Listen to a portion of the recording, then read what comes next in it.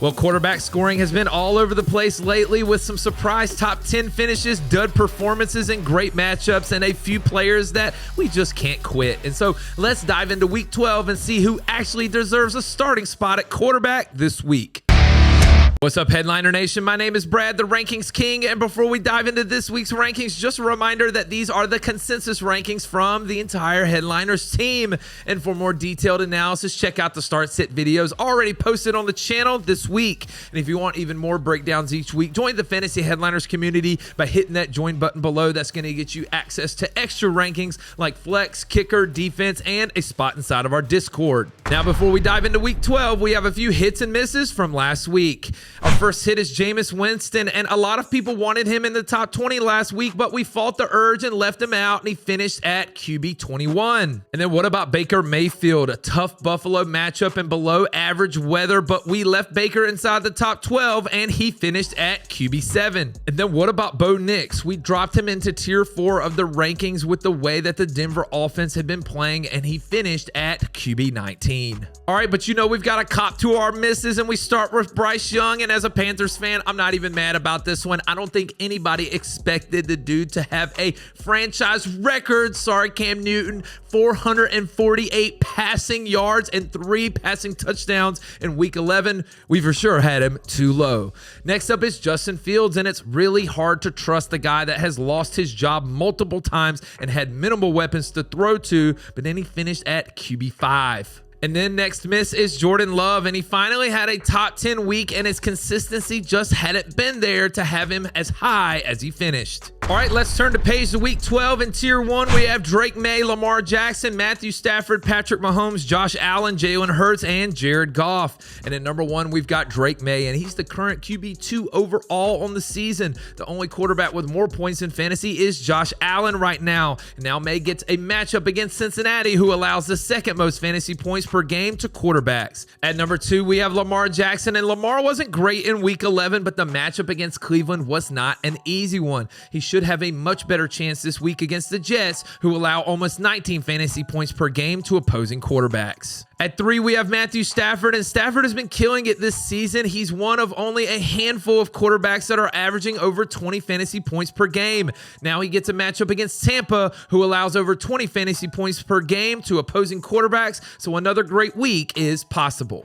At 4, we have Patrick Mahomes, and Mahomes has struggled the last couple of weeks, but it's that time of the year where the Chiefs make a run to the playoffs, and Mahomes gets a home game against Indy, whose secondary will not be able to contain all of the Chiefs' pass catchers. And at number 5, we're not trolling by having Allen at number 5. You got to consider this respect given to the Houston defense. They're only allowing 12.4 fantasy points per game to quarterbacks, the lowest in the NFL. And Josh Allen can win games while throwing for less than 200 yards. At number 6, we have Jalen Hurts, and there is no defense that gives up more fantasy points to quarterbacks than Dallas. But we saw in week 11 that the Cowboys defense has improved, and Hurts hasn't been lighting it up through the air. It's hard to put him much higher here.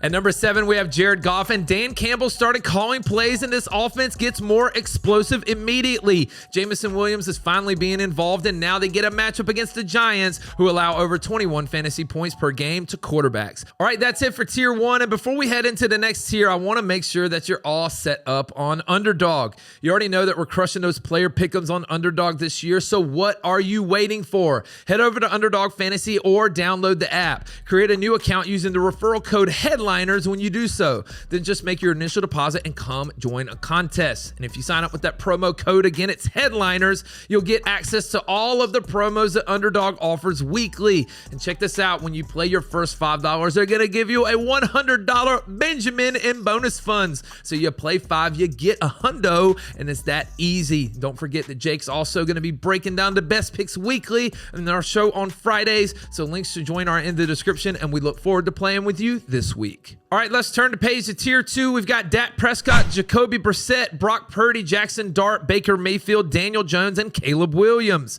At number 8, we've got Dak Prescott, and back in week 1, Philly contained this Dallas offense. Since then, we've seen Dak completely unlock George Pickens, and it's taken this offense to another level. If Philly can get on the board early, this could turn into an offensive shootout. At number 9, we have Jacoby Brissett, and he's the hottest quarterback in fantasy crazy right now. He just broke an NFL record for completions in a game, and he scored at least 19 fantasy points in all of his starts this season. Now he draws the Jags, who allow over 20 fantasy points per game to quarterbacks. At number 10, we have Brock Purdy, and obviously Brock Purdy hasn't played much this season, but in every game that he has played, he scored at least 18 fantasy points. The matchup against Carolina on paper is difficult, but you never know which Carolina defense is going to show up. At number 11, we have Jackson Dart, and the Giants are optimistic that he'll return this week. This will be one of his most difficult matchups on the season, though, because Detroit is currently a top 10 passing and rushing defense. He's had 7 rush touchdowns in 7 games, and we're going to need another one this week. At 12, we have Baker Mayfield, and Baker's production has taken a hit, but despite all the injuries, he still scored over 17 fantasy points in back-to-back games. This isn't an easy game against LA, but you have to think that he wants to go back to his former team and try to put on a show. At number 13, we have Daniel Jones, and he's coming off of the bye, and all of his offensive weapons are healthy. He's had at least 16 fantasy points in 6 straight games, which is exactly what the Chiefs allow opposing quarterbacks to score on them. At number 14, we have Caleb Williams, and the Bears offense has been sputtering, and the Steelers defense has allowed less than 200 yards passing back-to-back games. It helps that this game is at home, but he's also been too inconsistent as of late to put him much higher. All right, so that's it for tier 2. Let's turn the page to tier 3. We have Joe Flacco, Sam Darnold, Jordan Love, Trevor Lawrence, Bryce Young, and Davis Mills. At 15, we have Joe Flacco, and the Flacco hot streak finally came to an end in week 11. Now he'll get a matchup against one of the league's best offenses in the Patriots. Odds are that Cincinnati falls behind early and is forced to throw for all 4 quarters. At number 16, we have Sam Darnold, and the Seahawks go out and trade for Rashid Shaheed, and somehow Darnold's numbers get worse. He only has 1 total touchdown over the last 2 weeks, but Tennessee does allow almost 18 fantasy points per game to opposing quarterbacks, so there's a chance for a bounce back week. At 17, we have Jordan Love, and Love is coming off his 5th game of the season where he's thrown for multiple touchdown passes. The Minnesota secondary has played well the last couple of weeks, and with Love's inconsistency, it's hard to put him higher than the top 15. At number 18, we have Trevor Lawrence, and Lawrence has only scored for multiple touchdowns 2 times all year long, but he does have 3 rushing touchdowns over the last 3 weeks. The Arizona defense is pretty hit or miss, but he's going to need a big play to have a chance at being a top 12 quarterback this week. At number 19, we have Bryce Young going into San Francisco, and it's crazy how Bryce Young can have more passing yards in week 11 than he did combined in the 3 weeks prior. He set a franchise record of 448 yards passing, and now he gets a San Fran defense that was just torched by Jacoby Brissett. And rounding out the top 20, we have Davis Mills, and CJ Stroud is ruled out once again, which means that we get another week of Davis Mills.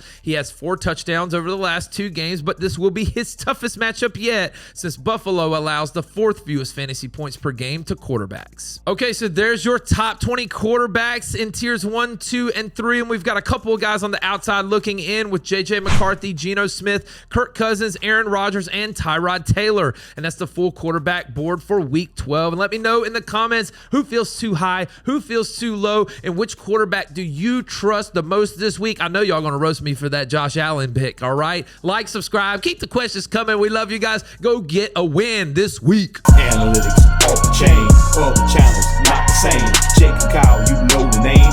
Headline Nation, we running the game.